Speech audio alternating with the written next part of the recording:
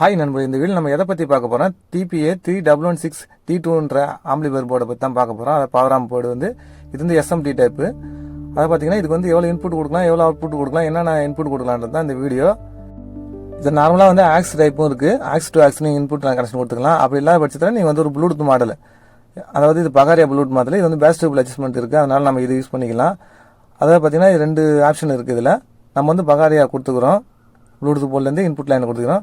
அதாவது input current எவ்வளோ கொடுக்கும் பார்த்தீங்கன்னா 8லேருந்து 24 வோல்ட் வரைக்கும் யூஸ் பண்ணிக்கலாம். அதிகமாக யூஸ் பண்ணாதீங்க.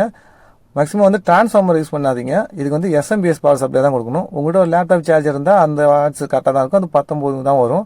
அதை நீங்கள் யூஸ் பண்ணி கூட நம்ம அந்த போர்டை கனெக்ட் பண்ணிக்கலாம். அந்த வோல்டேஜே போதுமானது. இது இந்த எஸ்எம்டி போர்டை பொறுத்த வரைக்கும் ஆடியோ குவாலிட்டி நல்லாயிருக்கும். இது அந்த இன்புட்டை பார்த்தாச்சு. நம்ம அவுட்புட்டை பற்றி பார்க்க போகிறோம். இது ஆக்சுவலாக அவுட்புட் கனெக்ஷன் எவ்வளோன்னு பார்த்தீங்கன்னா 50+50 அவுட்புட் வாட்ஸ் எவ்வளோ வரும்னு பார்த்தீங்கன்னா 50+50 வரும். ஒரு லெஃப்ட்டுக்கு 50, ரைட்டுக்கு 50 வரும். ஆக்சுவலாக இது ப்ளஸ் மைனஸ் மாறாமல் கொடுத்துங்க. ஆடியோ குவாலிட்டி நல்லாயிருக்கும். அது ஸ்பீக்கர் லைனில் ப்ளஸ் மைனஸ் எப்படி மாறாமல் கொடுக்குறது பார்த்து நம்ம சேனலில் வீடியோ இருக்குது, ஆனால் அதை போய் பார்த்துக்குங்க. அதுக்கு முன்னாடி இதுக்கு எவ்வளோ ஸ்பீக்கர் யூஸ் பண்ணலான்னு பார்த்தீங்கன்னா ஒரு 6லேருந்து 10 வரைக்கும் யூஸ் பண்ணிக்கலாம் ஸ்பீக்கர். இம்பிடன்ஸ் பார்த்தீங்கன்னா 4 ohms 8 ohms ஓகே.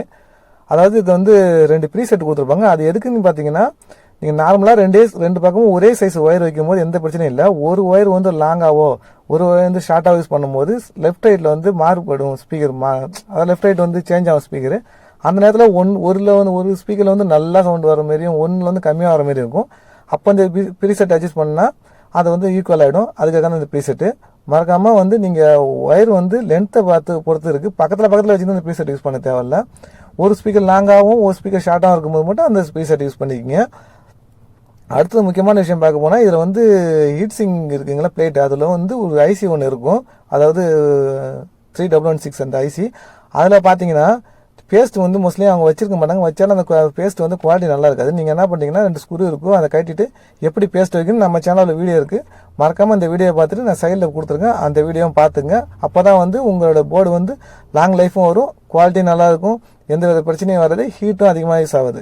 நம்ம பார்த்தீங்கன்னா இன்புட் கனெக்ஷனாக பார்த்தீங்கன்னா லேப்டாப்லேருந்து எடுத்து சார்ஜர் கனெக்ஷன் தான் கொடுத்துருக்கோம். அதாவது அது 19 வோல்ட் தான் வரும். ஒரு பக்கம் இன்புட் கொடுத்தாச்சு.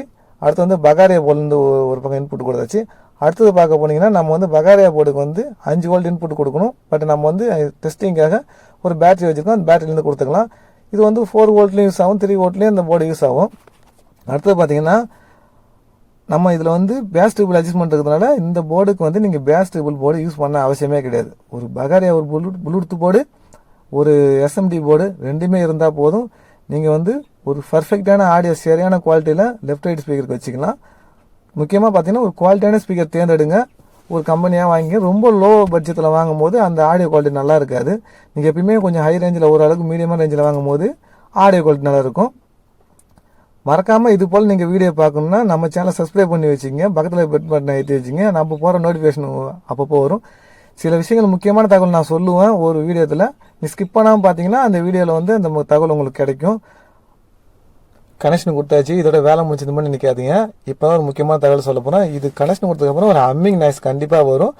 அதை எப்படி அரெஸ்ட் பண்ணணும்னா நீங்கள் ஸ்பீக்கர் லைனில் ஏதாவது ஸ்பீக்கர் கொடுத்துட்டீங்களா, மறுபடியும் ஹம்மிங் நாய்ஸ் வரும். அந்த ஹம்மிங் நாய்ஸை எப்படி கட் பண்ணுறதுன்னா நம்ம யூஎஸ்பி போர்ட்லேருந்து வர சென்ட்ரல் லைன் இருக்குங்களா, லெஃப்ட் ரைட் ஸ்பீக்கர் நடுவில் வரத ஒரு பிளாக் லைனோ இல்லை ஏதோ ஒரு கலர் லெஃப்ட் ரைட் ஸ்பீக்கர் நடுவில் சென்ட்ரல் ஒன்று கொடுத்துருப்பாங்க, அதான் கிரவுண்டு. அந்த கிரவுண்டை எடுத்துகிட்டு போய் கரெக்டாக நீங்கள் இன்புட் லைனில் ப்ளஸ் மைனஸ் கொடுக்குறீங்க தெரியுமா, ப்ளஸில் கொடுத்துறாங்க. தயவுசெய்து கரெக்டாக பார்த்துட்டு அந்த மைனஸ் லைனில் கொண்டு இதுலேருந்து வர சென்ட்ரல் லைனோ, அதாவது ஆடியோ போர்டில் இருக்குங்களா ப்ளூடூத் போர்டு, அதுலேருந்து அந்த சென்ட்ரல் லைனும் அதுலேருந்து ஒரு எர்த்தும் கரெக்டாக ஒரு ப்ராப்பராக ஒரு ஒயர் எடுத்து போய் ஜாயின் பண்ணிட்டீங்கன்னா ஹம்மிங் நாய்ஸ் சுத்தமாக அரெஸ்ட் ஆகிடும். செக்கையாக இருக்கும். இச் நாய்ஸ் கூட வராது, குவாலிட்டியான சவுண்டும் வரும், ஒரு சத்தம் கூட வராது. நான் எப்படி கனெக்ட் பண்ணுறேன்னு பாருங்கள். இப்போ கனெக்ட் பண்ணுறேன்.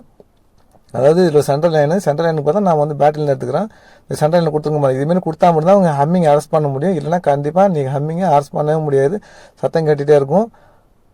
இது போல் சில தகவல்கள் உங்களுக்கு கிடைக்கணும்னா மறக்காமல் நம்ம சேனலை தொடர்ந்து பாருங்கள்.